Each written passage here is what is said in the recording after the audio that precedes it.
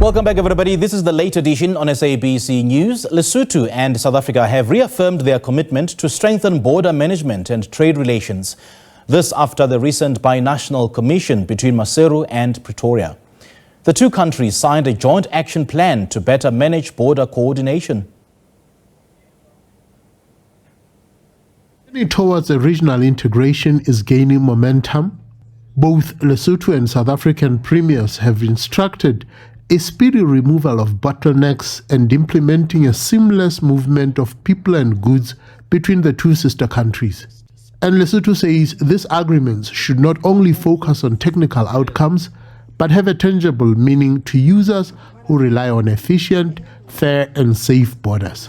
We must also remember that women and small-scale traders must make up a large portion of informal cross-border trade. Yet, they often face higher risks, less predictability, and inadequate safeguards. Implementation of this joint action plan must work for them, creating an inclusive, transparent, and secure trading environment. These innovations will help us to enhance security, trade facilitation, and transparency, ensuring that our cross-border operation remains efficient and responsive. So our joint working groups covering authorized economic operator, risk management, legal framework and operations will map the next phase of JAP execution, ensuring its seamless integration and activation across both nations. The need to establish a one-stop border post has been on the cards for years, but this framework will now be critical for the public-private partnership to finally get in motion. We went out to the market and we requested the private sector to bring proposals. So up to this point, we can indicate that the process is going very much well. We are going to approach the National Treasury to get the final 2B approval very soon. And once we get that, we should be able to start, unveiling the successful bidders in terms of the private partner, who will then help us to have the ports ultimately redesigned. One thing that is very important is that immediately after that, we should be able to start seeing most of the things that we are talking about here coming into fruition, where we will see people moving out and in of South Africa into Lesotho seamlessly without any much of a hindrance. Maseru says there has been much work done behind scenes, but soon results will be there for all to see. We have also started co-locating with the Lesotho colleagues on their side for us to be able to process people at one area so that we kind of start practicing a one-stop border post. So some of these issues are already implemented. If you were to look at the environment where we are now compared to some few years ago, you will realize that the waiting time at the ports had actually reduced very much significantly. So what we are working on achieving, particularly for the movement of cargo, we want to achieve a non-stop border post, meaning that cargo will have to be pre-cleared inland, both in South Africa and in Lesotho. When it comes to the port, we just have to use number plate recognition and allow the cargo to pass through into the other side. And those are the kind of discussions that we have. We are going to ultimately implement what we call authorized economic operator. That particular model, it means all of the traders that are actually approved by the revenue authorities of both countries are then going to come through to the port, and they don't have to stop, they will just have to pass through into the other side. So those are the issues that we are working towards. And we do believe that very soon we will be able to have these things effectively implemented. For now, for us to be able to say confidently we have a green lane for cargo, for instance, we will be able to have that when we have readjusted the port. In the meantime, we are implementing that in terms of people movement. While there are still some teething issues, more stakeholders need to be roped in to form a lasting solution. Yeah, we can indicate that just in the past week, on Monday, we had a very long conversation with the Cross-Border Road Transport Agency. This is the agency within the Department of Transport. This is the agency that is responsible for giving permits, operator permits, for those taxis that are working in between countries. In other words, that are crossing people in and out of jurisdictions. So on that basis, we have indicated that we needed to start, having a very closer collaboration, but also making sure that those people that are moving passengers in between countries are duly authorized, so that when we start finding them kind of doing things that are outside the law, the CBRTA, which is the Cross-Border Road Transport Agency, must be able to activate their regulatory responsibility. And ultimately, they can actually even be able to withdraw a permit if a particular operator operates outside the law. The ultimate goal of the Joint Action Plan is to realize a seamless border movement. Those with criminal intentions must be dealt with decisively and ensure that the communities on both sides of the border live together in harmony. I'm Rapelang Radebe for SABC News, Maseru, Lesotho. For more on this now, we're joined by our correspondent, Rapelang Radebe. Very good evening to you, Rapelang. Thanks for joining us. Welcome to the late edition. Evening, Simpiwe. It's been a while. Good to see you. Thank you so much for joining us, Rapelang. Now, what does the newly signed joint action plan entail, particularly in terms of border management and trade facilitation? Yes, it's really brilliant news. I think it's been in the making for the past 15 years. But we will understand that the recent bilateral commission between Lesotho and South Africa really came up with strong instructions to implement some of the decisions that have been made but have not really been followed up. So what it does is that they want to join both divisions from Lesotho, from South Africa, such that you have one-stop border shop, such that the trade, the movement of people, it gets much easier and seamless to cross between the two countries. Of course, still making sure that those with ill intentions are not able to maneuver through the system.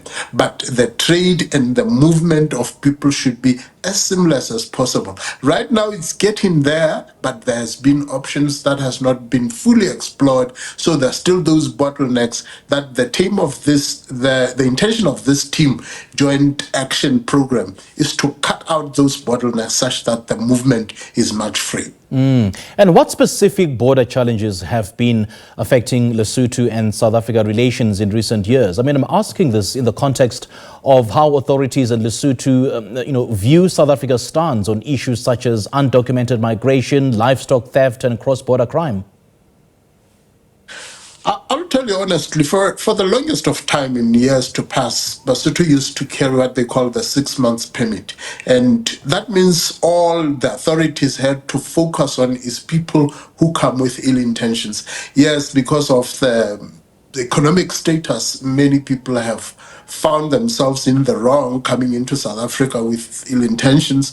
But we said if you improve on making sure that people are documented, it becomes easier to identify those who come for genuine reasons, those who come for business, and there will always be that minority that will come for the wrong agenda. And I think the job of the police and the law keepers is to make sure that they root out those elements, because there is more to gain if you allow free movement and take care of those with criminal intentions. But I think there is more for collaboration for both countries to have business, to come for family meetings, to act as one. You see, the world is moving in a direction where you need more allies, you need more friends, you need more trust between the neighbors. And speaking of those who cross the borders for criminal intentions, has there been a mechanism or a strategy that has been established by both countries to try and root out those criminal elements, for those who cross the borders to commit crime in other countries and then run back to their, original countries of birth, as some sort of measure to hide from their criminal activities? I mean, one issue that comes to mind is that of the illegal mining kingpin, also known as James Chawedi, also known as the Tiger. Till today, nobody knows where the Tiger is. Yeah, that's an elusive somebody. I think one of the strategies that both departments came up with when the binational team came is that they signed the memorandums of agreement such that the police can have a place to sit as police, the military sit as police, and all the law agencies sit together such that they strategize together and they have the mandate that they can move without much restrictions in pursuing the criminal elements, and such that there is easier exchange of criminals if others have had. I've covered recently one of the guys who had been accused of murdering their wife, the magistrate. And the exchange of the program between the entities was a lot smoother and a lot quicker than previous, because now, as soon as one is identified, it is easier to notify the other parties, and it makes it a lot easier for that process without really going through a lot of red tape. So I think, apologies, it makes the job much easier such that there are no bottlenecks, because there's trust. You already know who to consult, you know the process, such that somebody who tries to run on the other side of the border is quickly taken back and to go and face the justice, to go and face the music. Rapelang, are there any immediate measures being implemented at the key border posts like the Maseru Bridge and Ficksburg to improve coordination? Yes, absolutely. I think there is more coordination, because to get into the border post, you immediately meet the police in one sector, you meet the immigration in one place, now even the SARS management. The plan is that these people can coordinate such that you meet one entity. Anyone who does not go through that passage will be considered suspicious, So it makes it a lot easier, because sometimes if you have devious reasons, you can manipulate your way on the other side, but you know that as soon as you get to the border post, there's no chance of escape, because you meet the same agents in one place, in one spot. So no one is even tempted to try and buy their way through the border. But I think another interesting part is that Lesotho also recently introduced the number plates that can be easily identifiable with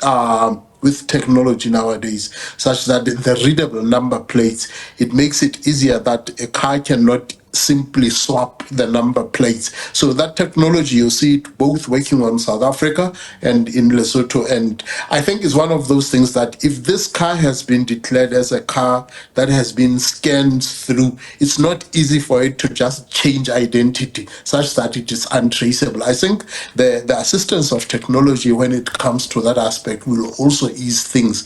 But I think to get to know each other, the police from the Lesotho side and from the South African side, they have same meetings, they share same agenda. It makes it easier if they have a target. They both get into that project as a unit rather than as separate entities. Rapelang, great chatting to you. Thank you so much for your time. Thank you. All right, that was Rapelang Radebe, SABC News correspondent in Maseru, Lesotho, speaking to us about Lesotho and South Africa having signed, a document reaffirming their commitment to strengthen border management and trade relations.